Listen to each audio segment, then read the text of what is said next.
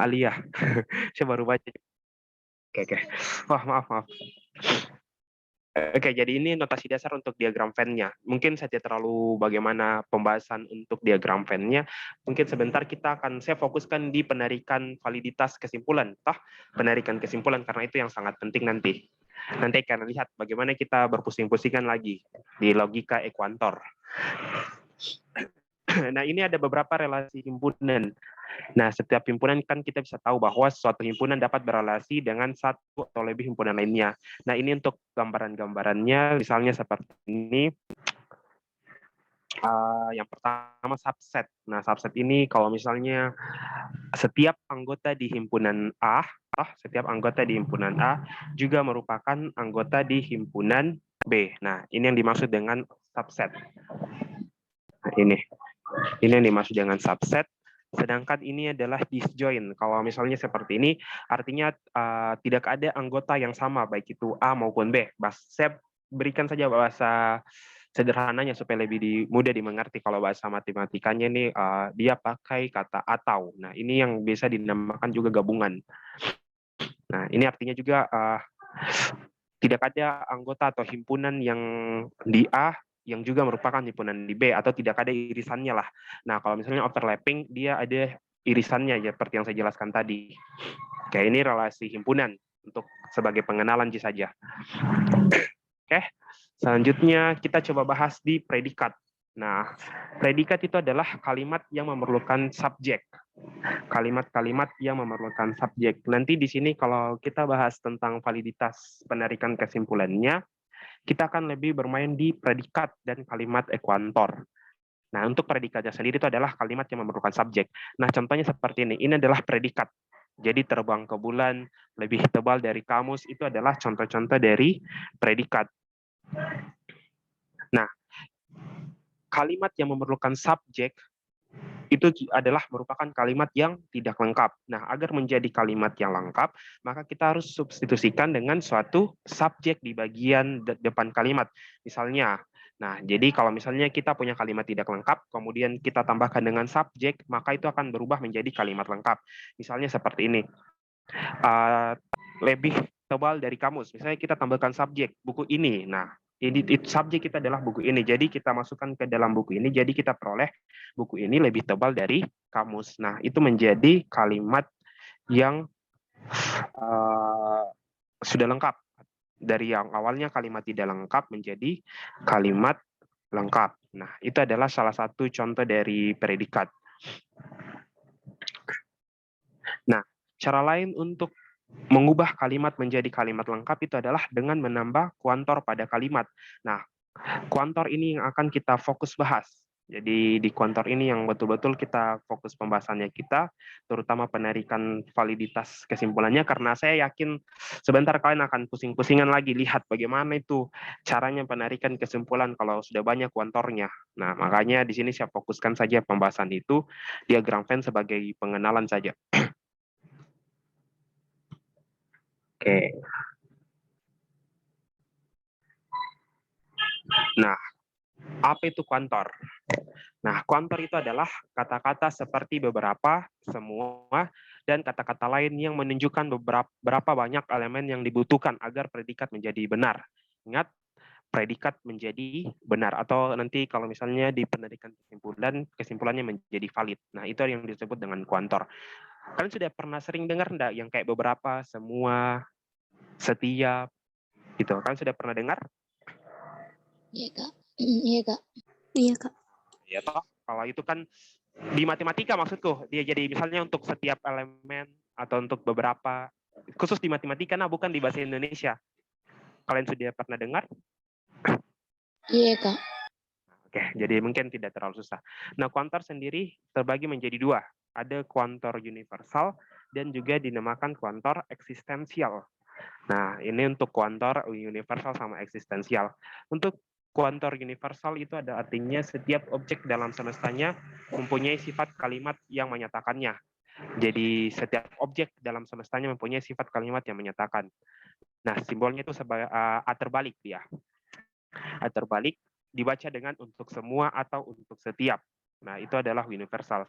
Misalkan PX adalah X dapat mati. Nah, ini misalkan salah satu predikatnya. Contoh predikatnya X dapat mati, terus diberikan pernyataan semua manusia dapat mati. Nah, untuk penyimbolannya ditulis seperti ini. Jadi untuk setiap X, PX. Jadi untuk setiap X, di sini yang dimaksud X-nya adalah manusia, berarti untuk setiap manusia dapat mati. PX-nya adalah dapat mati.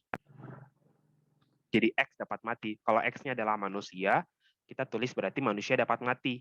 Nah, kalau misalnya pernyataan semua manusia dapat mati, ditulis seperti ini. Oke, jelas ya? Jelas untuk predikat universal? Predikat kuantor universal. Oke, jelas toh? Jelas Kak. Ya Kak. Nah, eksistensial sekarang. Nah, kalau eksistensial, dia artinya di antara objek-objek dalam semestanya paling sedikit ada satu objek atau lebih yang mempunyai sifat kalimat yang menyatakannya. Nah, perbedaannya dengan universal tadi, dia harus semua anggota dalam semestanya. Toh, sedangkan di sini paling sedikit ada satu. Jadi kayak cukup J1 yang mempunyai sifat kalimat yang menyatakan. Nah, simbolnya seperti ini. Kalau di ya, tapi dia menghadapnya ke kiri. Nah, itu simbolnya terdapat.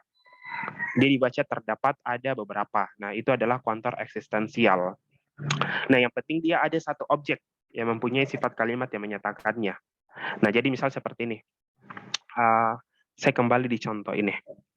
Kalau misalnya di sini semuanya kita ganti dengan kata terdapat atau ada manusia dapat mati, berarti kita tinggal ganti untuk setiap X-nya. Terjadi menjadi E yang tadi. Terdapat X, PX. Nah, itu bedanya dengan untuk semua. Nah, terdapat X, QX benar jika dan hanya jika paling sedikit satu X yang menyebabkan QX benar dan bernilai salah jika. Nih, perhatikan ya, kalau misalnya kita mau nyatakan terdapat X, QX benar, artinya dia cukup satu X yang menyebabkan QX-nya benar.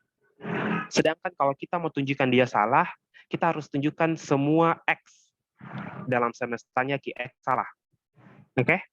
Jadi kalau misalnya kita mau katakan QX-nya benar, cukup tunjukkan satu. Kalau kita mau katakan salah, kita harus tunjukkan bahwa semua X itu menyebabkan QX salah. Gitu.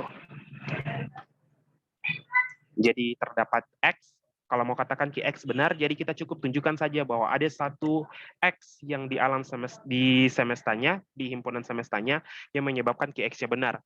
Sedangkan kalau kita mau tunjukkan bahwa QX-nya itu salah, kita harus tunjukkan semua X dalam semestanya itu bernilai salah. Oke? Nah, bagaimana kalau kita mau tunjukkan untuk universalnya? Berarti kalau universalnya, kita harus tunjukkan bahwa semua X dalam semestanya, QX-nya benar. Kalau misalnya kita mau tunjukkan dia salah, kita cukup tunjukkan satu saja. Nah, jadi kebalikannya. Universal dengan eksistensial, semua dan terdapat. Oke? Nah, coba kita bahas negasinya. Sebentar kita banyak latihan soal lagi. Negasi kuantor. Nah, untuk negasi kuantor atau ingkaran, toh. Jadi kalau misalnya semua X bersifat PX, ingkarannya itu adalah kita ganti semuanya menjadi kata ada. Semua kan adalah universal, toh. Tadi semua kan universal. Kalau kita mau ingkarannya berarti jadi eksistensial. Jadi yang awalnya semua menjadi kata ada. Kemudian yang bersifat PX kita tinggal tambahkan dengan negasi yang saya sudah jelaskan kemarin. Ingkarannya kita tambahkan kata tidak. Bukan selalu antonim ya. Jadi kita cukup tambahkan saja kata tidak. Tidak bersifat PX. Semua X bersifat PX, ingkarannya berarti ada X yang tidak bersifat PX. Nah, jadi yang awalnya di sini adalah universal, diubah menjadi eksistensial. Kemudian tinggal tambahkan kata negasi, yaitu di sini tidak. Nah, jadi ingkaran dari semua X bersifat PX itu adalah ada X yang tidak bersifat PX.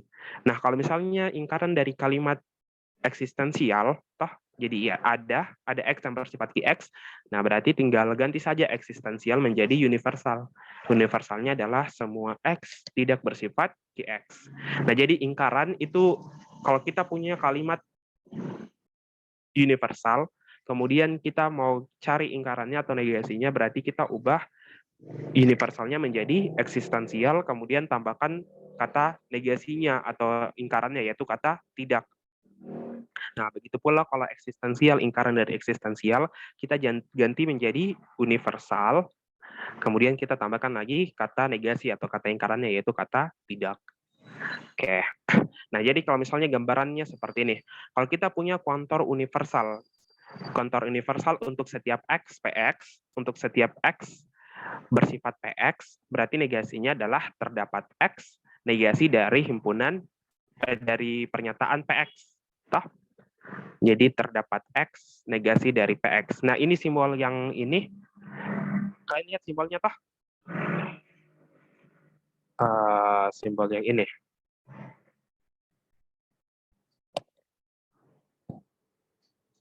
Simbol yang itu adalah simbol negasi. Nah, ini adalah kalimat kuantor universalnya, kita ubah menjadi kuantor eksistensial.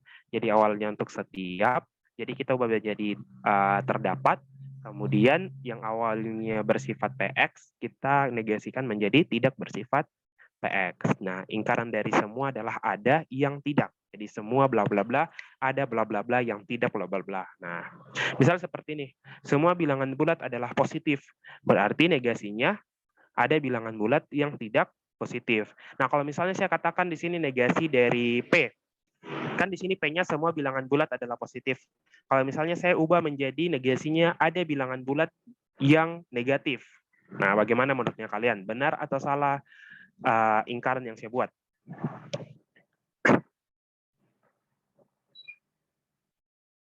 Gimana, benar atau salah?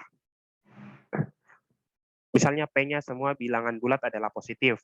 Ingkarannya saya tuliskan ada bilangan bulat yang negatif. Nah, bagaimana ingkaranku? Sudah benar atau masih ada yang salah? Salah, Kak, karena harusnya ditambahkan saja kata tidak. Ya, karena kan positif itu kan di bilangan kan ada positif, ada angka 0, dan ada juga angka negatif. Toh? Makanya tadi cukup tambahkan kata tidak. Jangan cari antonimnya. Kalau misalnya seperti ini bilangan bulat adalah positif, jadi negasinya ada bilangan bulat yang tidak positif. Bukan ada bilangan bulat yang negatif. Walaupun sudah benar, tapi dia tidak mewakili angka 0 di situ. Karena angka 0 dia bukan positif, bukan juga negatif. Jadi kalau bilangan bulat itu ada 3. Bilangan bulat positif, bilangan bulat negatif, sama bilangan 0. Oke? Jelas ya untuk ingkaran, jadi cukup tambahkan kata tidak sama ubah kuantornya awalnya universal menjadi eksistensial. Nah, begitu pula kalau misalnya yang kuantor eksistensial. Kalau awalnya kuantor eksistensial berarti kita ubah menjadi kuantor universal. Toh yang awalnya terdapat menjadi untuk setiap, kemudian yang bersifat px kita ubah menjadi tidak bersifat px.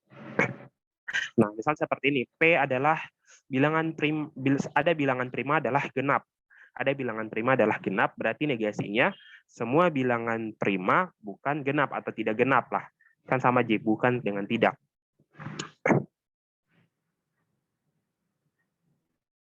Oke, jelas?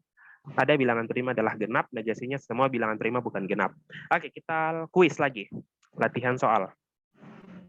Nah, coba kalian lihat seperti ini. Nomor 1, silahkan tuliskan lagi jawabannya kalian di kolom chat. Pernyataan 1, kalimat 1 ada bilangan prima yang habis dibagi 2. Kalimat kedua, X lebih besar dari 10. Kalimat 3, jika X, maka X lebih kecil dari 6. Ada nilai X negatif, sehingga X lebih kecil dari minus 3. Semua X adalah bilangan ganjil, maka X tidak habis dibagi 2. Mana dari kalimat tersebut yang merupakan kalimat berkuantor eksistensial? Tadi kalau kalian perhatikan pasti kalian cepat dijawab. Silahkan tulis di kolom chat.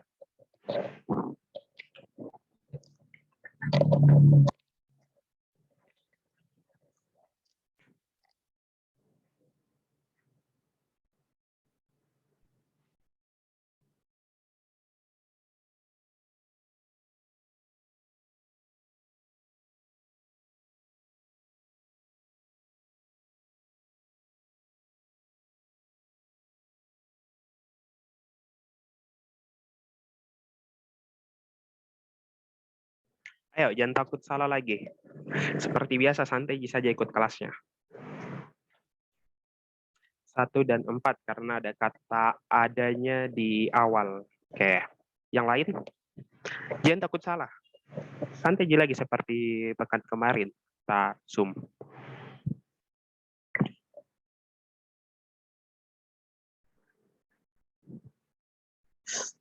Alias A, 1 dan 4.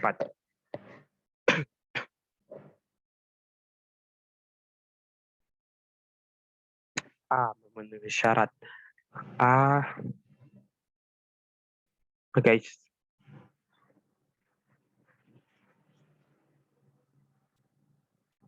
Oke, kalau saya kasih pertimbangan. Kalau nomor 3, kenapa kalian tidak pertimbangkan?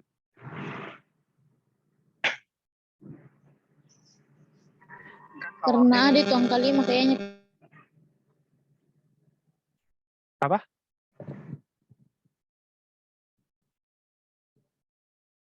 Siapa tadi yang bicara?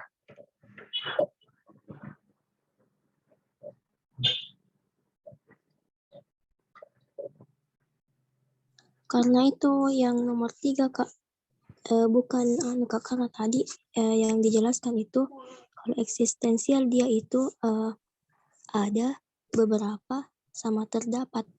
Kalau menurutku itu nomor 3 bukan termasuk eksistensial Kak, karena dia itu di situ jika di situ tulisannya Kak di awalannya.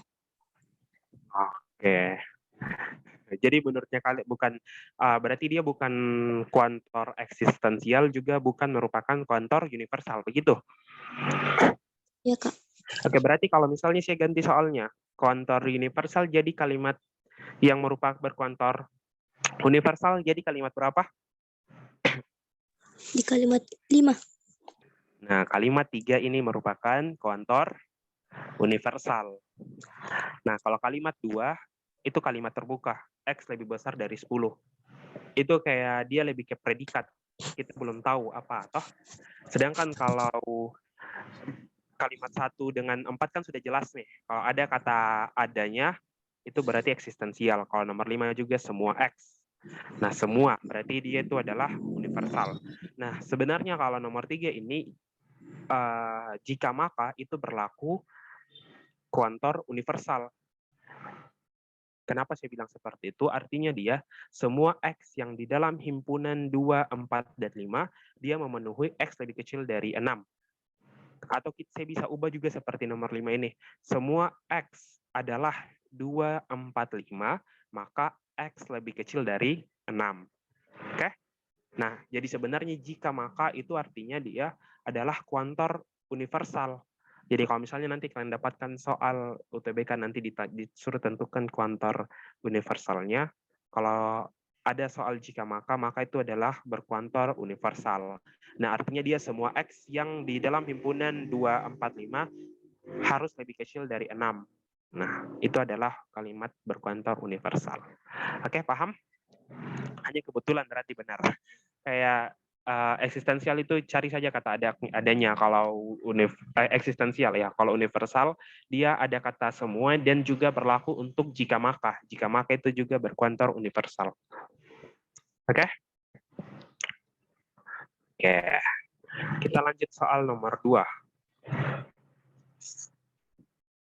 Coba nomor 2. Sekarang operator matematika yang tepat. Tadi kan saya sudah jelaskan juga operator atau simbol. Nah, dari soal ini kira-kira yang mana yang benar? A, B, C, D, E.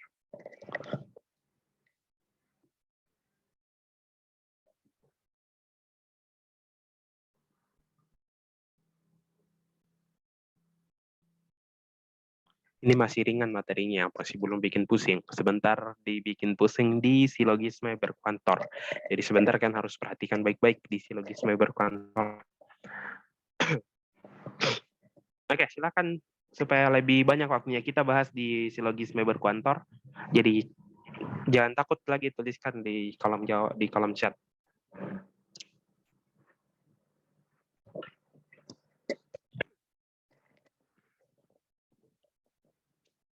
Yang mana operator untuk semua, mana operator untuk ada. Gampang sih harusnya, Pak.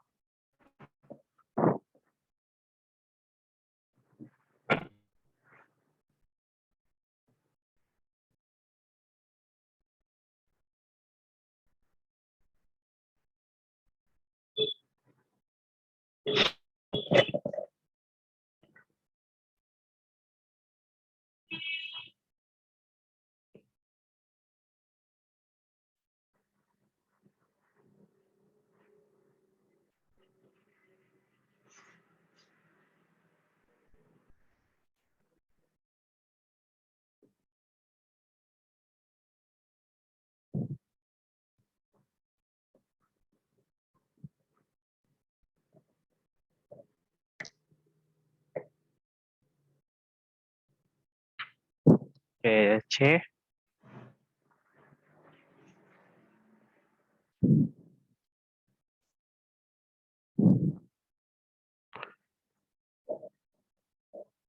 Oke, coba kita lihat jawabannya. Kalau untuk semua kan berarti simbolnya A terbalik, toh? Berarti untuk setiap X.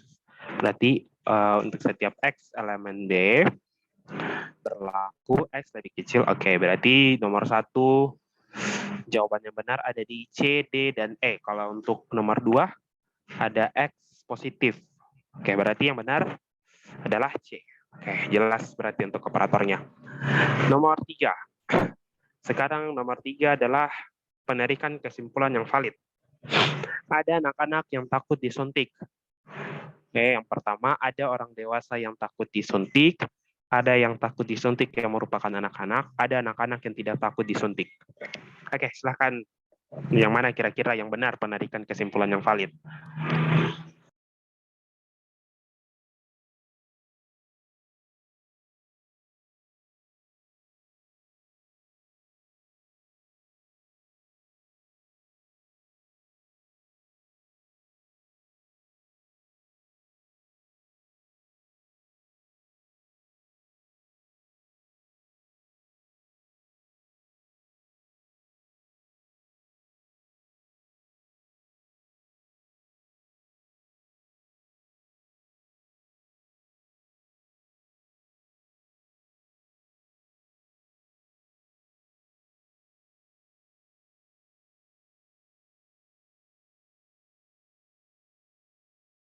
Ya, ada yang jawab C, C.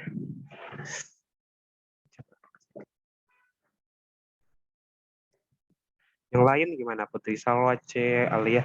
Ini tidak ada kah laki-lakinya? Kenapa saya tidak baca chatnya laki-laki?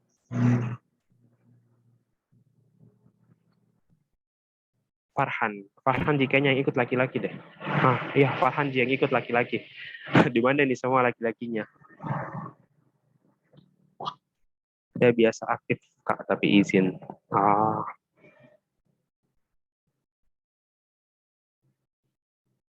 Siapa lagi namanya? Warisman ya? Iya, Warisman kalau tidak salah itu. Oke, yang lain belum ada, belum. Ayo jawab, jangan takut salah.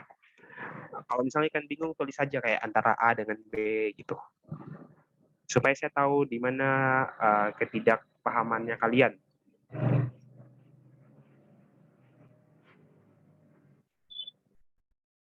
Muncul nih Farhan. C. Oke, saya minta jawaban lagi sama kalian. Saya kasih pertimbangan, kenapa kalian tidak jawab B?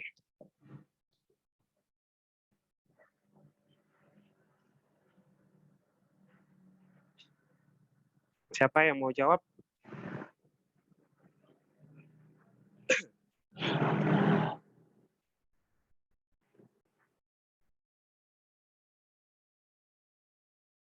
Antara B sama C, saya sebenarnya nih, Kak. Oke, kenapa kalian tidak pertimbangkan B? Coba kenapa kalian lebih pilih C yang memungkinkan?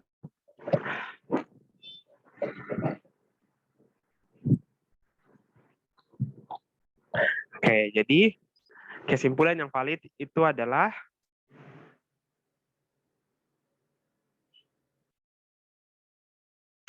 kayak kebalikannya, Kak.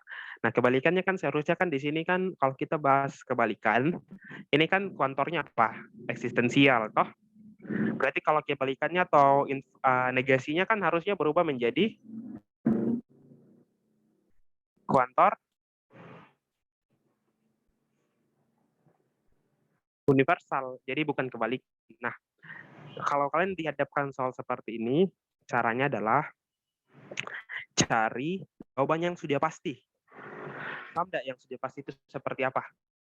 Kalau kita katakan ada anak-anak yang takut disuntik. Oke, mungkin penarikan kesimpulan yang paling adalah kemungkinan. Toh, kemungkinannya ada anak-anak yang tidak takut disuntik. Kita hanya dikasih informasi bahwa ada anak-anak yang takut disuntik. Nah, jadi kalau kalian kemarin penarikan kesimpulan yang valid itu adalah cari yang sudah pasti. Yang sudah pasti itu apa? Ada yang takut disuntik yang merupakan anak-anak. Oke? Jangan cari yang tidak pasti. C-nya kan ada anak-anak yang tidak takut disuntik, tapi kan itu belum ditahu kebenarannya. Walaupun faktanya mungkin seperti itu, tapi dari kalimat yang kita diberikan itu kita hanya cari yang sudah pasti benar. Nah, kita jangan cari kemungkinan atau belum pasti begitu. Jadi kesimpulan yang valid itu adalah bagian B. Walaupun diputar-putar kalimatnya bagian B ini, tapi kan maknanya sama aja dengan bagian pernyataannya. Oke? Itu penarikan kesimpulan yang valid. Kalau kita diberikan satu premis, terus disuruh cari kesimpulan yang valid. Oke. Nah, saya bilang kalau kalian harus kalian berani cari tahu jawabannya kalian. Kalau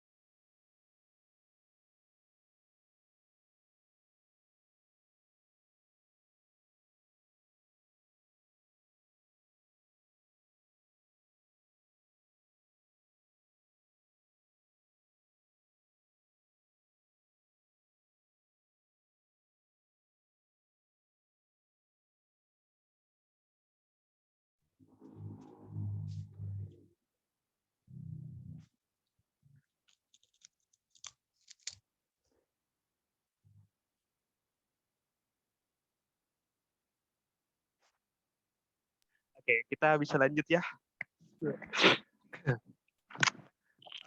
Ingat tadi kalau penarikan kita dikasihkan satu premis, kalau penarikan kesimpulan yang valid, kita cukup cari saja yang sudah pasti. Jangan cari kemungkinannya. Oke, coba nomor 4 lagi. Nah, ini. Nomor 4, sebagian bunga di taman yang warnanya ungu.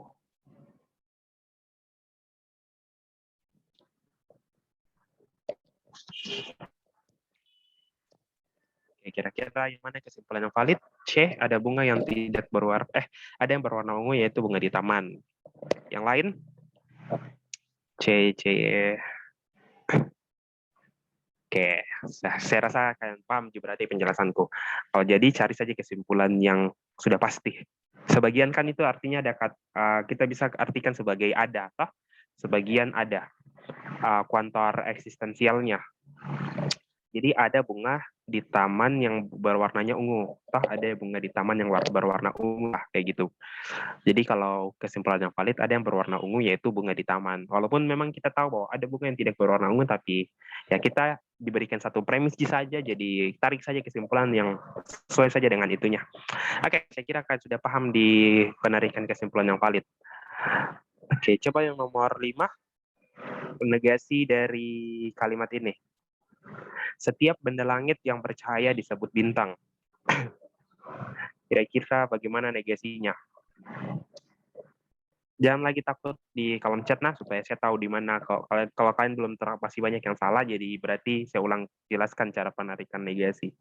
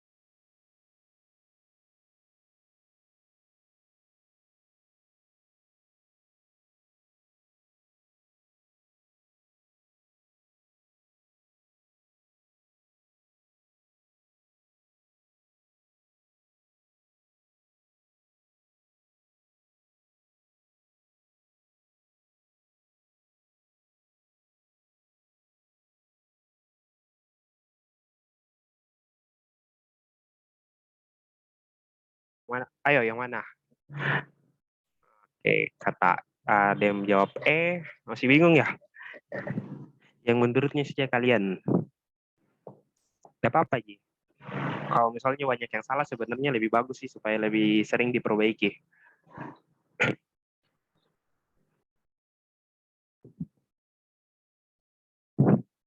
D atau E, saya tidak ada benda langit yang bercahaya disebut bintang.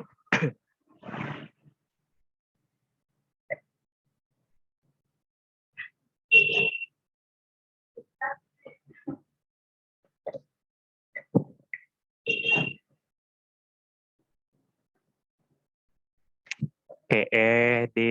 Nah, tadi kalau penarikan negasi kan untuk negasi kan kalau misalnya kuantor universal setiap itu kan kita berarti kita ganti kata kuantor eksistensial, berarti harus kata ada, toh?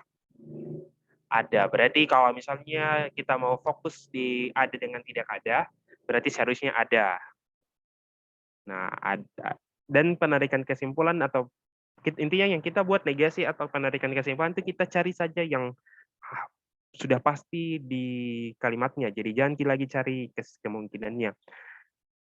Nah, tadi ada benda langit, berarti ada benda langit yang bercahaya bukan bintang. Nah, itu kalau misalnya penarikan secara negasinya untuk kuantor universalnya. Nah, di sini kan pilihannya kan tidak ada yang seperti itu. Nah, ada D yang katakan tidak ada benda langit yang bercahaya disebut bintang. Nah, dia ganti hanya kata setiap dengan tidak ada. Nah, seharusnya kan kalau dari negasi itu ini tidak dibenarkan. Negasi itu kan berarti hanya tambahkan kata tidak untuk pernyataan seperti tadi. Misalnya benda langit bercahaya, berarti kalau misalnya Ani cantik, toh berarti negasinya Ani tidak cantik. Nah, itu kalau untuk itu hanya untuk satu premis ya, bukan merupakan kalimat yang mengandung kuantor. Nah, itu kata tidak. Nah, itu untuk negasinya. Tapi kalau misalnya di kalimat yang ada kuantornya, kita cukup tambahkan kata tidak benar bahwa. Nah, ini tidak benar bahwa. Kalau kita mau ubah negasinya sesuai dengan kuantornya, jadi kuantor universal jadi eksistensial, seperti tadi, ada benda langit yang bercahaya yang bukan bintang. Nah, itu untuk negasinya. Tapi kalau kita tidak ada, misalnya kita sudah tahu begitu dan tidak ada di pilihan, berarti kita cukup tambahkan saja tidak benar bahwa. Seperti Ani cantik, berarti negasinya Ani tidak cantik. Nah, kalau negasi dari kalimat berkuantor, itu cukup tambahkan tidak benar bahwa. Oke? Paham untuk negasi nomor 5? Iya, Kak. Oke, nomor 6. Gue lapar banget. Gue lapar banget. Ya, mana nih? Mana ingkarannya? Tadi saya sudah singgung tadi tentang kalau misalnya ada kalimat yang tidak mengandung kuantor. Nah, cara bikin negasi atau ingkarannya, ya cukup tambahkan kata tidak. Oh, nah berarti C atau gua nggak lapar banget. Nah, kalau misalnya lihat perbedaannya tuh nomor 5 dan nomor 6, kalau kalimat yang berkuantor, tambahkan tidak benar bahwa.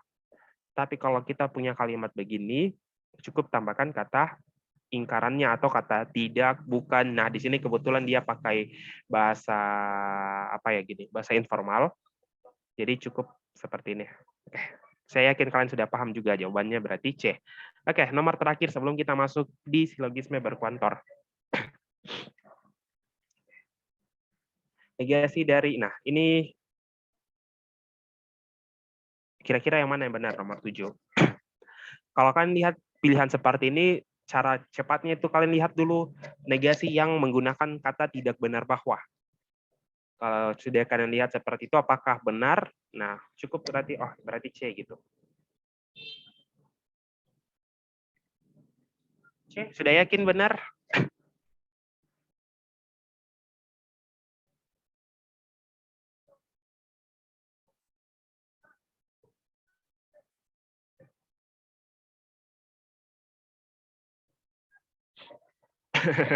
Ya, makanya saya bilang hati-hati. Kalau kita menambahkan tidak benar bahwa itu kalimatnya kita tidak otak-atik. Karena kan kita cari saja yang sudah pasti. Jadi dosa lagi kayak cari kemungkinan-kemungkinan. D. Semua mahasiswa Universitas X suka makan soto.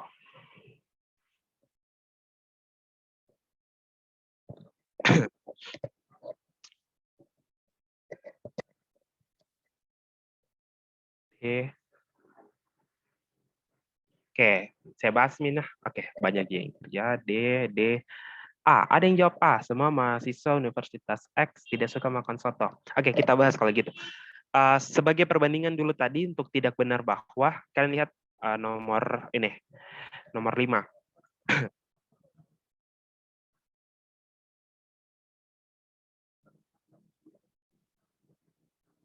Oke, kalian lihat nomor 5. Dia menggunakan kata tidak benar bahwa, tapi tidak ada kalimat yang dia ubah di sini. Pernyataannya dia tidak ubah. Setiap benda langit yang bercahaya disebut bintang. Setiap benda langit yang bercahaya disebut bintang. Nah, baru dia katakan, tuliskan tidak benar bahwa. Nah, berarti sama dengan nomor 7. Kalau kita mau tambahkan tidak benar bahwa, tidak usah lagi diubah-ubah ini kalimatnya. Walaupun maknanya sama, tapi itu masih kemungkinan. Nah, berarti kalau misalnya sudah seperti itu kan fokus lagi cari di ubah-ubah kuantornya. Nah, negasi. Negasi dari ada berarti semua, toh? Semua atau setiap berarti antara A dengan D. Oke, berarti semua mahasiswa Universitas X. Nah, sekarang ada kata tidak suka makan soto. Nah, ini dinegasikan lagi. Berarti negasinya tidak suka makan soto, berarti tidak suka makan soto. Tidak suka kan berarti suka, toh? Suka makan soto. Berarti yang jawabannya adalah D. Semua mahasiswa Universitas X suka makan soto. Oke, jelas? Jelas, Kak. Oke, jelas ya. Kita bahas di silogisme berkantor. Nah, di silogisme berkantor ini saya ajak kalian berpusing-pusing bersama. Kita mulai pusing-pusingan lagi. Pernyataan 1, semua kenangan dengan mantan adalah kenangan pahit. Semua kenangan pahit itu harus dilupakan. Kesimpulan, semua kenangan dengan mantan harus dilupakan. Valid atau tidak valid? Saya coba tanya dulu kalian. Kita seperti pretest dulu. Valid atau tidak valid? Kalian kalau pernah nggak kalian dapatkan soal seperti ini?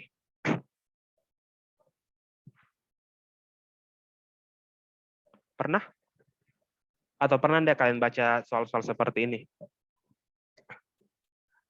Pernah. Pernah. Kira-kira bagaimana caranya kalian tunjukkan pernah di TO? Oh, sudah pernah tryout. Caranya kalian tentukan gimana? Penarikan kesimpulannya.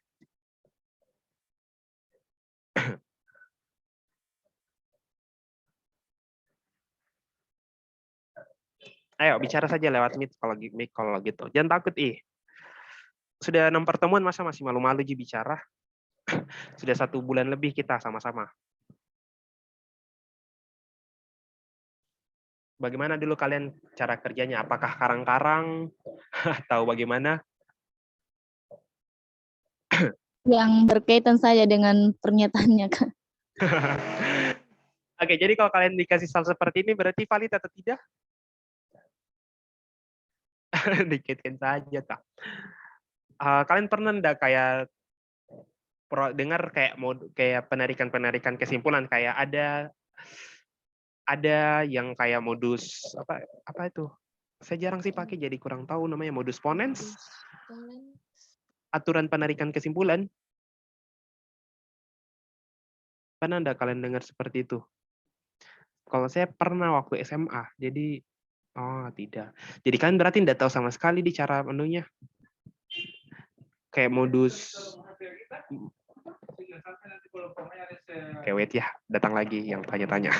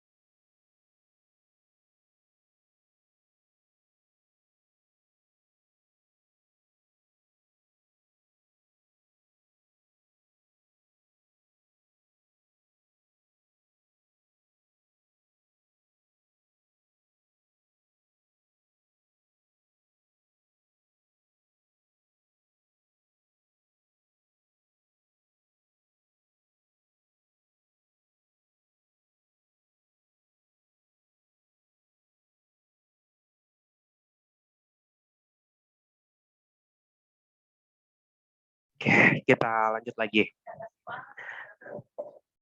Nah, jadi kalau kalian berarti biasanya kalian tarik kesimpulan, ada nggak kalian pernah dengar kayak aturan penarikan kesimpulan, kayak modus ponen, kan di situ kan ada banyak sekali tuh jenis-jenis penarikan kesimpulan.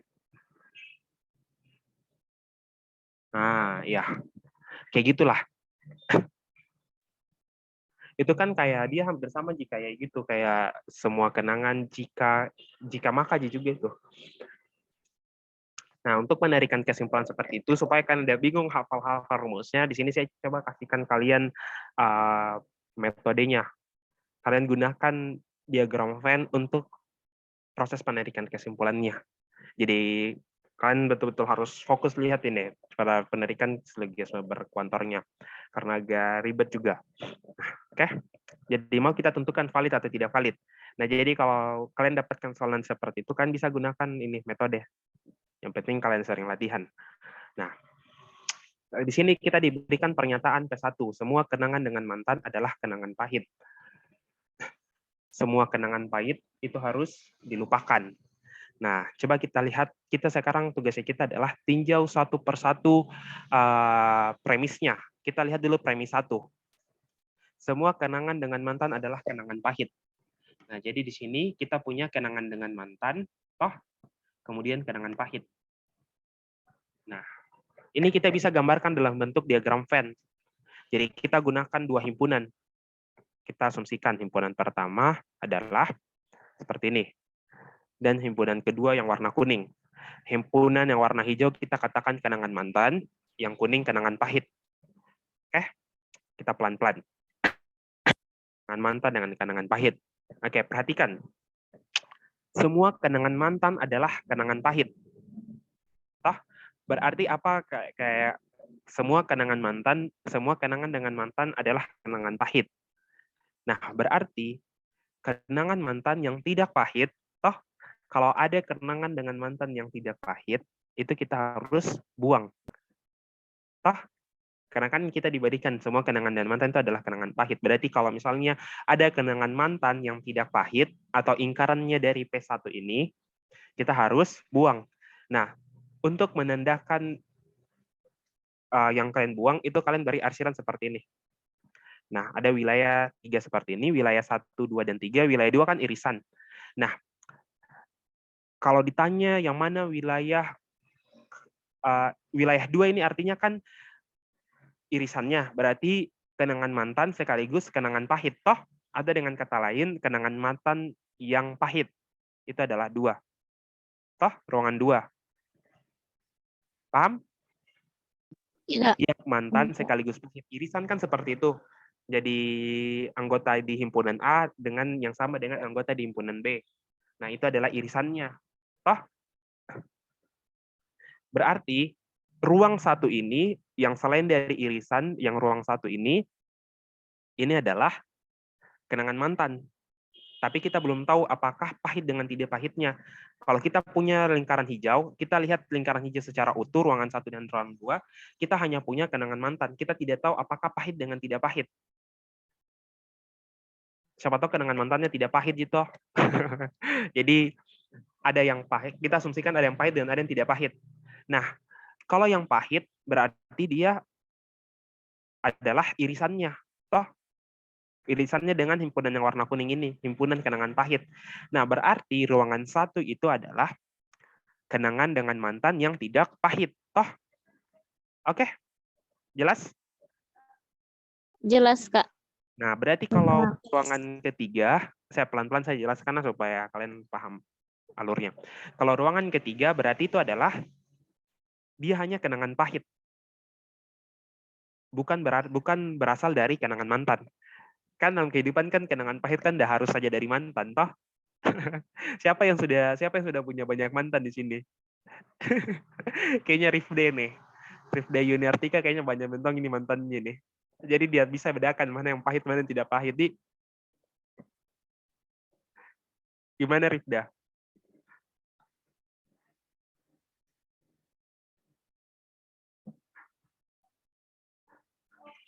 Oke, jadi Jadi kalau ruangan ketiga itu adalah dia hanya kenangan pahit, tapi bukan berasal dari mantan. Toh? Berarti kalau yang kedua itu adalah kenangan dengan mantan adalah kenangan pahit. Nah, semua kenangan dengan mantan adalah kenangan pahit, itu berarti adalah di ruangan kedua. Nah, berarti tadi saya bilang, kita buang kenangan dengan mantan yang tidak pahit. Nah, caranya kita buang, kita tandai dengan arsiran. Seperti ini. Kita arsirkan ruangan 1. Oke, jelas? Jelas? Jelas, Kak. Oke, saya butuh responnya kalian lah supaya kalau tidak jelas, saya ulangi. Oke, berarti ruangan 1 kita buang. Nah, sekarang selesai. Kita tinjau ruangan P1-nya sudah selesai. Sekarang P2. Nah, sekarang P2, semua kenangan pahit itu harus dilupakan. Toh, berarti harus dilupakan. Nah, supaya kita hubungkan lagi, kita buat himpunan baru. Himpunan barunya seperti ini. Kita buat ada 3 irisan. Ada ruangan seperti ini, himpunan merah harus dilupakan. Kita buat ruangan 4 sama ruangan 5. Oke?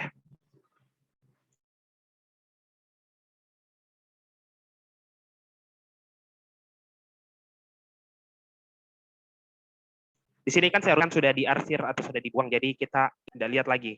Nah, kita lihat semua kenangan pahit itu harus dilupakan.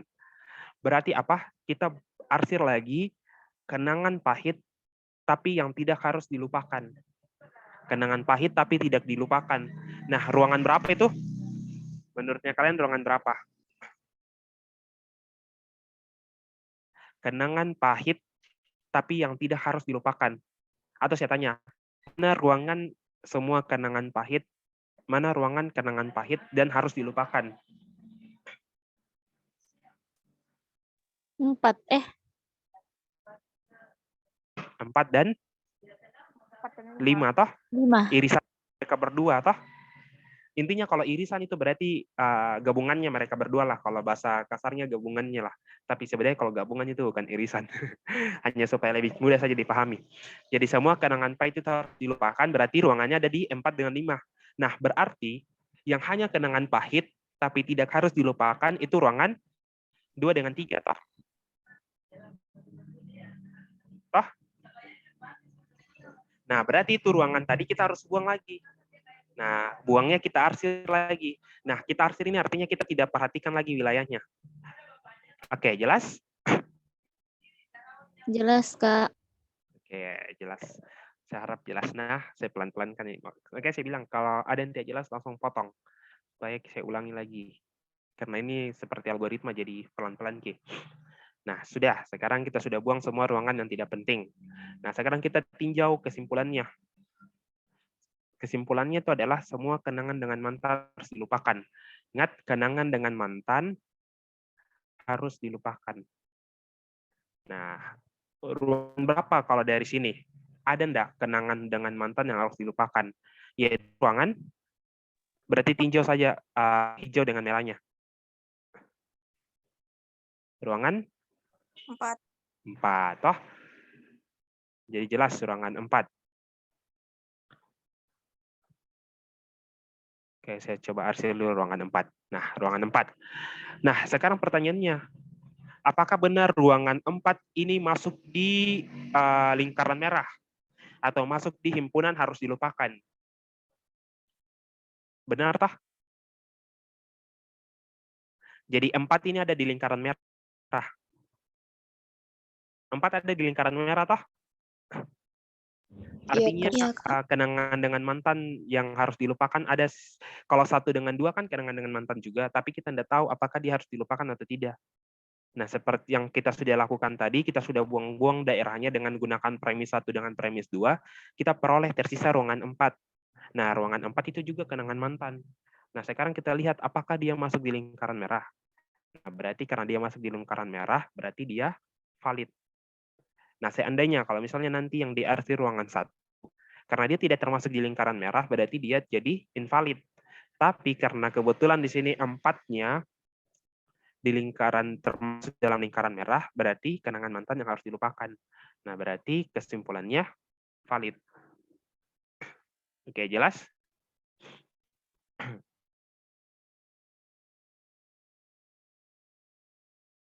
Ada yang mau ditanyakan?